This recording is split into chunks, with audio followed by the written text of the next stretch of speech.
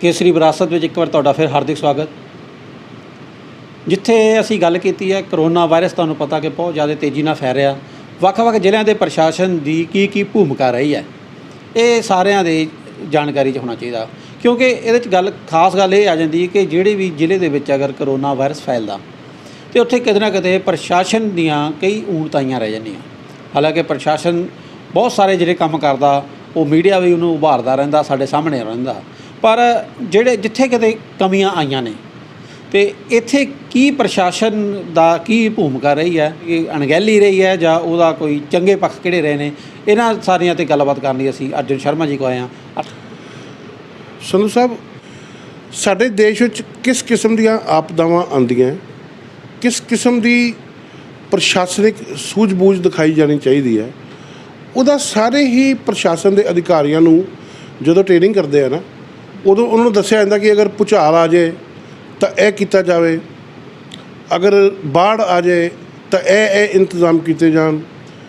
और वो जिहड़े कोर्स ने उन्हां दे विच पिछले दौर दे विच जिहड़े जिहड़े अफसरां ने नवें तो नवें तरीके वरते हुंदे है, नवें तो नवें आइडिया के उपर काम करके कोई सफलता हासिल की हुंदी है, वो भी चीज़ां उस कोर्स दे विच शामिल कीतियां जांदियां मैं, ताकि जिहड़ा नवां अफसर ट्रेनिंग लै रहा उन्होंने आप किते कई चीज़ों के बजाय उन्होंने फीडबैक के तौर पर वो एक ऐसा मैटर होवे जिहदे नाल कि वो किसी भी समस्या नाल निपटण लई अपनी विਉਂਤਬੰਦੀ कर सके।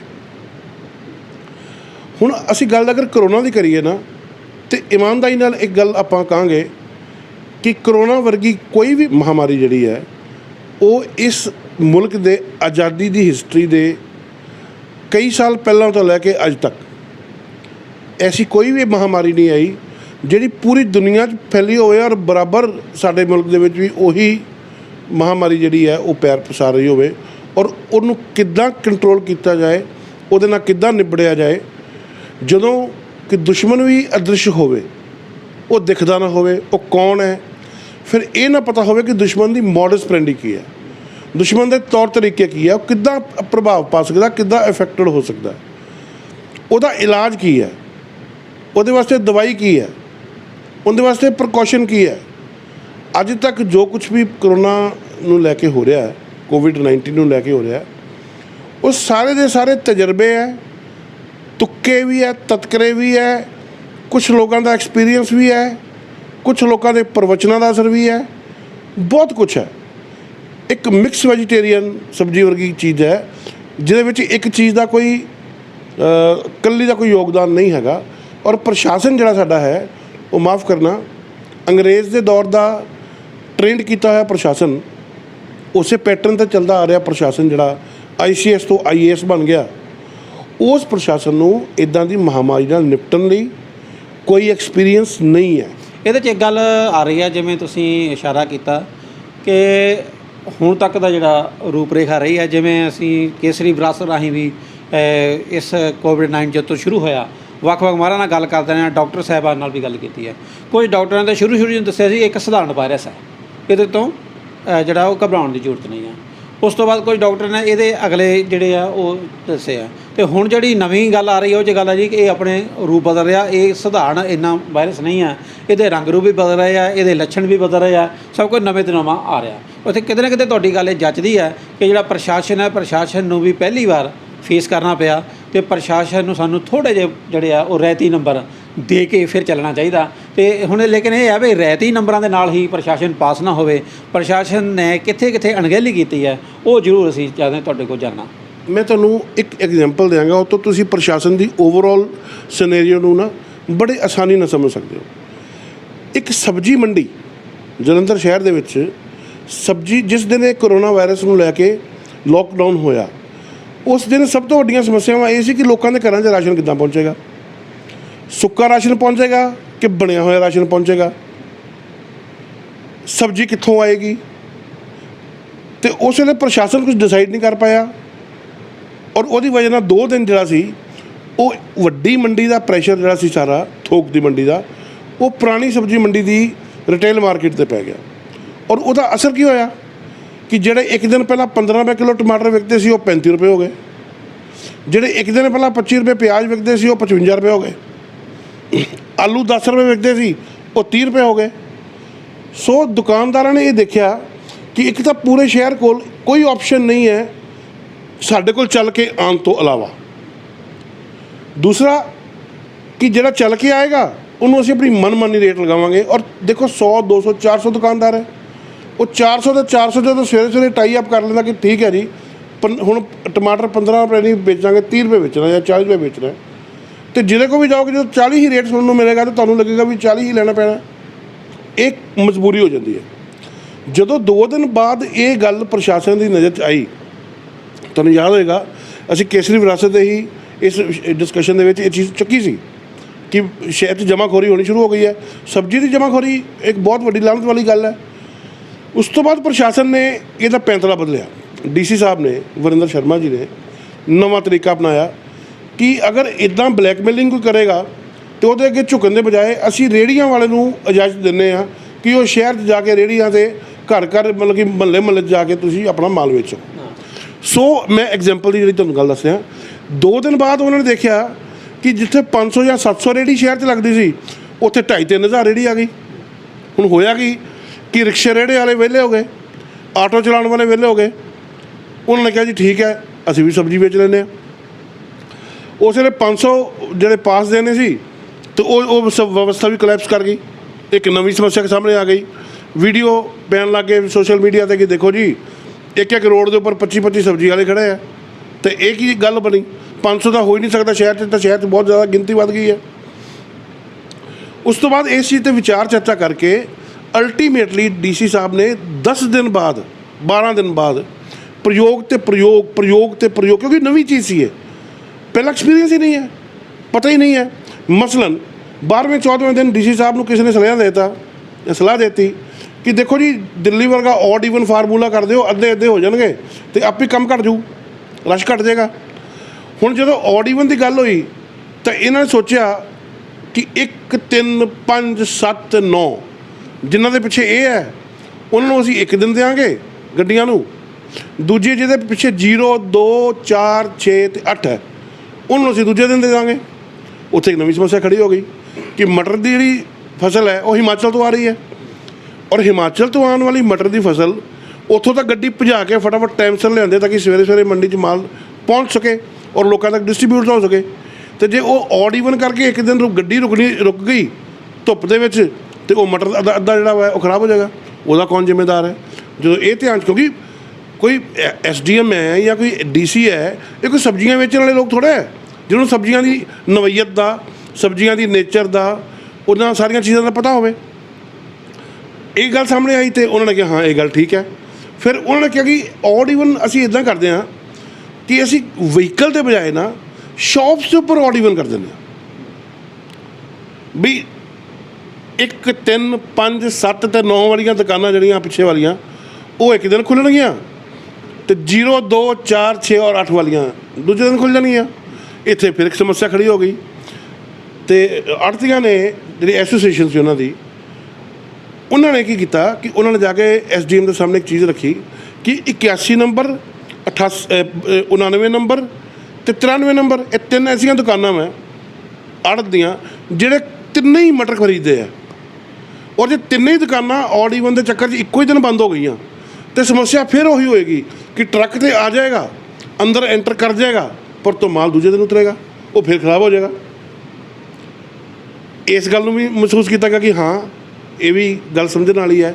ਸੋ ਸਟੈਪ ਬਾਈ ਸਟੈਪ ਚੱਲਦੇ ਪ੍ਰਸ਼ਾਸਨ ਜਿਹੜਾ ਹੈ ਉਹ 1 ਮਹੀਨੇ ਬਾਅਦ ਇਸ ਲੈਵਲ 'ਤੇ ਆ ਗਿਆ, ਇਸ ਕਾਬਲ ਹੋ ਗਿਆ ਕਿ ਮੰਡੀ ਦੇ ਵਿੱਚ ਆੜ੍ਹਤੀਆਂ ਦਾ ਕੰਮ ਸਮੂਥ ਹੋ ਗਿਆ, ਉੱਥੋਂ ਰੇਹੜੀਆਂ ਲਿਆਉਣ ਵਾਲਿਆਂ ਦਾ ਕੰਮ ਸਮੂਥ ਹੋ ਗਿਆ।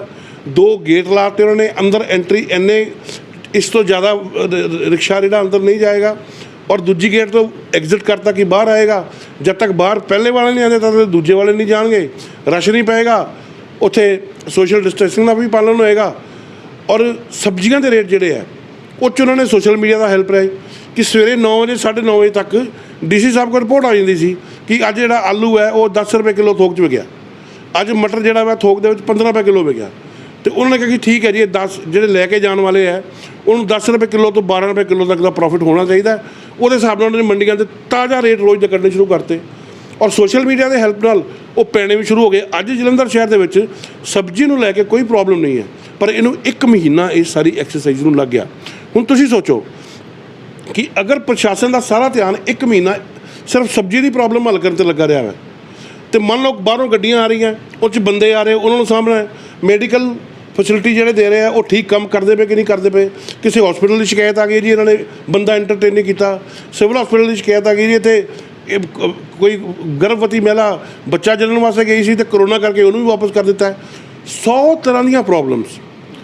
ਇਹਦਾ ਮਤਲਬ ਜਿੱਥੇ ਪ੍ਰਸ਼ਾਸਨ ਦਾ ਤਜਰਬਾ ਤੁਸੀਂ ਕਹਿ ਰਹੇ ਆ ਕਿ ਠੀਕ ਹੈ, ਪਹਿਲੀ ਵਾਰ ਇੱਦਾਂ ਦਾ ਚੁਣੌਤੀ ਆਈ ਹੈ, ਪਰ ਜਿਹੜਾ ਆਮ ਸਟਾਫ ਆ, ਤੁਸੀਂ ਇਹ ਗੱਲ ਕਰ ਰਹੇ ਆ ਕਿ ਹਰ ਇੱਕ ਮਹਿਕਮੇ 'ਚੋਂ ਅਲੱਗ-ਅਲੱਗ ਦਿੱਕਤਾਂ ਜਿਹੜੀਆਂ ਅਫਸਰਾਂ ਦੇ ਧਿਆਨ 'ਚ ਆਉਂਦੀਆਂ, ਅਤੇ ਤੁਹਾਨੂੰ ਕੀ ਲੱਗਦਾ ਅੱਜ ਵੀ ਜਿਹੜਾ ਸਾਡਾ ਮੁਲਾਜ਼ਮ ਵਰਗ ਆ ਉਹ ਆਪਣੇ ਪੱਧਰ 'ਤੇ ਇਹਨਾਂ ਸਮੱਸਿਆਵਾਂ ਦਾ ਹੱਲ ਕਰਨ ਦੀ ਜਿਹੜੀ ਆ ਮਾਨਸਿਕਤਾ 'ਚ ਨਜ਼ਰ ਨਹੀਂ ਆਉਂਦਾ, ਜਿਹੜਾ ਕਿ ਹਰ ਚੀਜ਼ ਜਿਹੜੀ ਆ ਉਹ ਡਿਪਟੀ ਕਮਿਸ਼ਨਰ ਦੇ ਜਾਂ ਕਮਿਸ਼ਨਰ ਦੇ ਧਿਆਨ 'ਚ ਆਵੇ, ਉਹ ਫੇਰ ਹੀ ਉਹਦਾ ਉਹੀ ਹੱਲ ਕਰਨ? ਦੇਖੋ, ਉਹਦੇ ਵਾਸਤੇ ਪੰਜਾਬ ਸਰਕਾਰ ਨੇ ਕਈ ਬਹੁਤ ਅੱਛੇ ਪੈਟਰਨਸ ਜਿਹੜੇ ਆ ਉਹ ਇੰਟਰੋਡਿਊਸ ਕੀਤੇ ਨੇ। ਮਸਲਨ ਹਰਜੀਤ ਸਿੰਘ ਨਾਂ ਦਾ ਇੱਕ ਅਫਸਰ ਸੀ ਜਿਹਦੀ ਪਟਿਆਲੇ ਦੇ ਵਿੱਚ ਨਿਹੰਗਾਂ ਨੇ ਹੱਥ ਕੱਢ ਦਿੱਤਾ ਸੀ। DGP ਆਪ ਗਏ, ਉਹਦਾ ਪਤਾ ਲਿਆ ਜਾ ਕੇ, ਉਸ ਤੋਂ ਬਾਅਦ ਉਹਦੇ ਜਦੋਂ ਹੱਥ ਦਾ ਆਪਰੇਸ਼ਨ ਠੀਕ ਹੋ ਗਿਆ ਤੇ DGP ਨੇ 1 ਦਿਨ ਲਈ ਇਹ ਮੁਹਿੰਮ ਲਾਂਚ ਕੀਤੀ ਕਿ ਜਿੰਨੇ ਵੀ ਪੁਲਿਸ ਮੁਲਾਜ਼ਮ ਹੈ ਸਾਰੇ ਆਪਣੇ ਛਾਤੀ ਦੇ ਉੱਪਰ ਹਰਜੀਤ ਸਿੰਘ ਦੇ ਨਾਂ ਦਾ ਬੈਜ ਲਗਾਓ।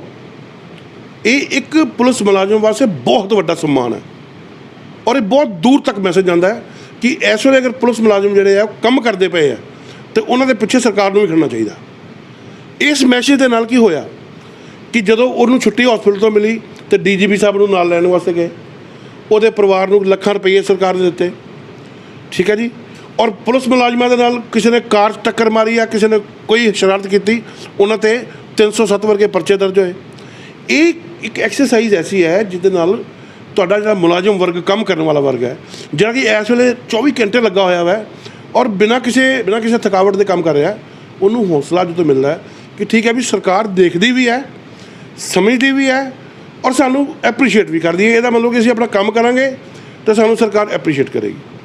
ਅਤੇ ਜਿਹੜਾ ਸਿਹਤ ਵਿਭਾਗ ਦਾ ਸਟਾਫ ਹੈ, ਨਰਸਾਂ ਹੋਈਆਂ, ਡਾਕਟਰ ਹੋਏ, ਇਹ ਲੱਗੇ ਹੋਏ ਆ, ਦਿਨ ਰਾਤ ਮਿਹਨਤ ਕਰਨ ਲੱਗੇ ਹੋਏ ਆ, ਪਰ ਫਿਰ ਵੀ ਕਹਿੰਦੇ ਕਾਲੀਆਂ ਭੇਡਾਂ ਤਾਂ ਹਰ ਥਾਂ ਮੌਜੂਦ ਹੁੰਦੀਆਂ ਨੇ। ਅਤੇ ਗੱਲ, ਮੇਰਾ ਸਵਾਲ ਫਿਰ ਸਾਡਾ ਉੱਥੇ ਰਹਿ ਜਾਂਦਾ ਕਿ ਕੀ ਜਿਹੜੇ ਆਪਣੇ ਪੱਧਰ ਦੇ ਉੱਤੇ ਜਿਹੜੇ ਅਧਿਕਾਰੀ ਨੇ ਸੰਬੰਧਿਤ ਮਹਿਕਮਿਆਂ ਦੇ, ਕੀ ਤੁਹਾਨੂੰ ਲੱਗਦਾ ਕਿ ਉਹਨਾਂ ਨੇ ਆਪਣੀ ਜਿਹੜੀ ਜ਼ਿੰਮੇਵਾਰੀ ਹੈ ਉਹ ਬਾਖੂਬੀ ਨਹੀਂ ਨਿਭਾਈ, ਜਿਹੜਾ ਕਿ ਛੋਟੀ ਛੋਟੀ ਗੱਲ ਦਾ ਧਿਆਨ ਜਿਹੜਾ ਉਹ ਡਿਪਟੀ ਕਮਿਸ਼ਨਰ ਨੂੰ ਰੱਖਣਾ ਪਿਆ? ਇਹ 'ਚ ਕੋਈ ਸ਼ੱਕ ਨਹੀਂ ਹੈ ਕਿ ਜਿਸ ਜ਼ਿਲ੍ਹੇ ਦਾ ਡਿਪਟੀ ਕਮਿਸ਼ਨਰ ਸਤਰਕ ਰਿਹਾ, ਅਲਰਟ ਰਿਹਾ ਔਰ ਆਪਣੇ ਨੈਟਵਰਕ ਦਾ ਇਸਤੇਮਾਲ ਕੀਤਾ ਹੈ, ਸੋਸ਼ਲ ਮੀਡੀਆ ਦੀ ਜਿਹਨੂੰ ਹੈਲਪ ਮਿਲੀ ਹੈ, ਉਹ ਬੰਦਾ ਕਾਮਯਾਬ ਹੋਇਆ। ਹੁਣ ਤੁਸੀਂ ਦੇਖੋ, ਮੈਂ ਐਗਜ਼ਾਮਪਲ ਦਿਆਂਗਾ ਤੁਹਾਨੂੰ ਕਿ ਅੰਮ੍ਰਿਤਸਰ ਦੇ ਵਿੱਚ ਬੱਸਾਂ ਪਹੁੰਚ ਗਈਆਂ ਨੰਦੇੜ ਤੋਂ ਆ ਕੇ, ਹੁਸ਼ਿਆਰਪੁਰ 'ਚ ਪਹੁੰਚ ਗਈਆਂ, ਗੁਰਦਾਸਪੁਰ 'ਚ ਪਹੁੰਚ ਗਈਆਂ, ਤਰਨਤਾਰਨ 'ਚ ਪਹੁੰਚ ਗਈਆਂ। ਜਲੰਧਰ ਵਾਲਿਆਂ ਨੇ ਕੀ ਕੀਤਾ, ਇਹਨਾਂ ਨੂੰ ਜਦੋਂ ਪਤਾ ਲੱਗਿਆ, ਇਹਨਾਂ ਨੇ ਬਿਆਸ ਜਿਹੜਾ ਸਤਲੁਜ ਦਰਿਆ ਹੈ ਇਹ ਕ੍ਰੋਸ ਕਰਦੇ ਸਾਰੀ ਉਹ ਬੱਸਾਂ ਆਇਡੈਂਟੀਫਾਈ ਕਰਕੇ ਸਾਈਡ 'ਤੇ ਕਰਾ ਲਈਆਂ। ਉੱਥੇ ਹੀ ਜਿਹੜੀ ਜਗ੍ਹਾ ਪਹਿਲਾਂ ਇੰਤਜ਼ਾਮ ਕੀਤੀ ਗਈ ਸੀ, ਉੱਥੇ ਹੀ ਉਹਨਾਂ ਨੂੰ ਕੁਆਰੰਟਾਈਨ ਕਰ ਦਿੱਤਾ। ਉਹ ਜਲੰਧਰ ਸ਼ਹਿਰ 'ਚ ਐਂਟਰ ਹੀ ਨਹੀਂ ਹੋ ਪਾਏ। ਇਹਦਾ ਮਤਲਬ ਕੀ ਹੋਇਆ ਕਿ ਇੱਥੋਂ ਦਾ ਪ੍ਰਸ਼ਾਸਨ ਜਿਹੜਾ ਸੀ ਉਹ ਇਸ ਗੱਲ 'ਚ ਚੁਕੰਨਾ ਸੀ ਕਿ ਭਾਈ ਜੇ ਇਹ ਬੰਬ ਇੱਧਰ ਆ ਗਏ ਤਾਂ ਇੱਧਰ ਹੀ ਫੜਨੇ ਆ, ਉਹਨਾਂ ਨੂੰ ਉੱਥੇ ਹੀ ਕੁਆਰੰਟਾਈਨ ਕੀਤਾ ਜਾਏ, ਉੱਥੇ ਹੀ ਉਹਨਾਂ ਦੀ ਜਾਂਚ ਕੀਤੀ ਜਾਏ, ਜੇ ਠੀਕ ਆਏ ਉਹਨਾਂ ਨੂੰ ਰਿਲੀਜ਼ ਕੀਤਾ ਜਾਏ, ਜਿਹਨਾਂ ਨੂੰ ਪ੍ਰੋਬਲਮ ਆਵੇ ਉਹਨਾਂ ਨੂੰ 14 ਤੋਂ 20 ਦਿਨ ਦੀ ਜਿਹੜੀ ਉੱਥੇ ਇਕਾਂਤਵਾਸ ਰੱਖਿਆ ਜਾਏ ਔਰ ਆਪਣਾ ਕੰਮ ਪੂਰਾ ਕੀਤਾ ਜਾਏ।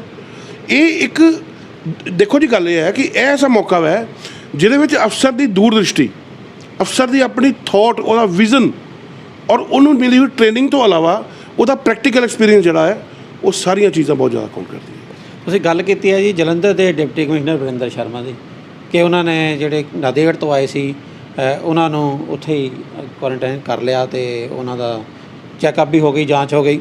ਪਰ ਸਵਾਲ ਇਹ ਹੈ ਵੀ ਜਲੰਧਰ ਇੱਕ ਇਸ ਵੇਲੇ ਹੱਬ ਬਣ ਗਿਆ ਹੋਇਆ ਫਿਰ ਵੀ ਕਰੋਨਾ ਦੇ ਪੇਸ਼ੈਂਟ ਦਾ। ਤੁਸੀਂ ਕੀ ਸਮਝਦੇ ਆ ਕਿ ਇੰਨੇ ਜਾਗਰੂਕਤਾ ਦੇ ਬਾਵਜੂਦ ਜਿਹੜਾ ਇਹ ਵਧਿਆ, ਜਿਹੜਾ ਇੱਥੇ ਜਲੰਧਰ ਇੱਥੋਂ ਤੱਕ ਪਹੁੰਚ ਗਿਆ, ਅਤੇ ਇਹਦੇ ਪਿੱਛੇ ਕੀ ਕਾਰਨ ਹੋ ਸਕਦੇ? ਇਹਦੇ ਪਿੱਛੇ ਕਈ ਕਾਰਨ ਹੈ, ਇੱਕ ਕਾਰਨ ਨਹੀਂ ਹੈਗਾ। ਪਹਿਲੀ ਗੱਲ, ਦੁਸ਼ਮਣ ਨਜ਼ਰ ਨਹੀਂ ਆਉਂਦਾ।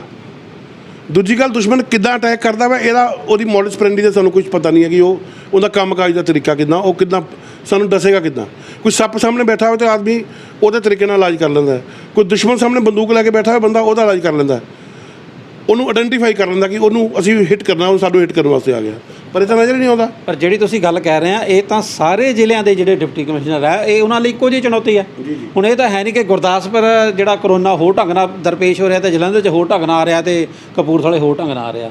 ਲੇਕਿਨ ਕਹਿਣ ਦਾ ਭਾਵ ਇਹ ਹੈ ਕਿ ਜੇ ਇੰਨੇ ਜਾਗਰੂਕਤਾ ਵਰਤਣ ਦੇ ਬਾਵਜੂਦ ਵਧੇ ਨੇ ਇੱਥੇ ਮਰੀਜ਼ਾਂ ਦੀ ਗਿਣਤੀ ਵਧੀ ਹੈ, ਤੇ ਤੁਹਾਨੂੰ ਨਹੀਂ ਲੱਗਦਾ ਕਿ ਇਹਦੇ ਵਿੱਚ ਜਿਹੜੇ ਹੋਰ ਪੱਖ ਨੇ, ਜਿਵੇਂ ਆਪਾਂ ਹੋਰ ਸਰਕਾਰੀ ਵਿਭਾਗਾਂ ਦੀ ਗੱਲ ਕੀਤੀ ਹੈ ਜਾਂ ਕਰਮਚਾਰੀਆਂ ਦੀ ਗੱਲ ਛੱਡ ਵੀ ਲਈ, ਜਨਤਾ ਦੀ ਜਾਗਰੂਕਤਾ ਦੀ ਗੱਲ ਕੀਤੀ ਹੈ, ਜਨਤਾ ਦੀ ਜ਼ਿੰਮੇਵਾਰੀ ਦੀ ਗੱਲ ਕੀਤੀ ਹੈ, ਤੁਹਾਨੂੰ ਨਹੀਂ ਲੱਗਦਾ ਕਿ ਜਲੰਧਰ ਦੀ ਜਿਹੜੀ ਜਨਤਾ ਆ ਉਹਨੇ ਜ਼ਿੰਮੇਵਾਰੀ ਨਿਭਾਉਣ ਦੇ ਵਿੱਚ ਕਿਤੇ ਨਾ ਕਿਤੇ ਥੋੜ੍ਹੀ ਬਹੁਤੀ ਕੁਝ ਲੋਕਾਂ ਨੇ ਢਿੱਲ ਜ਼ਿਆਦਾ ਲਈ ਹੈ?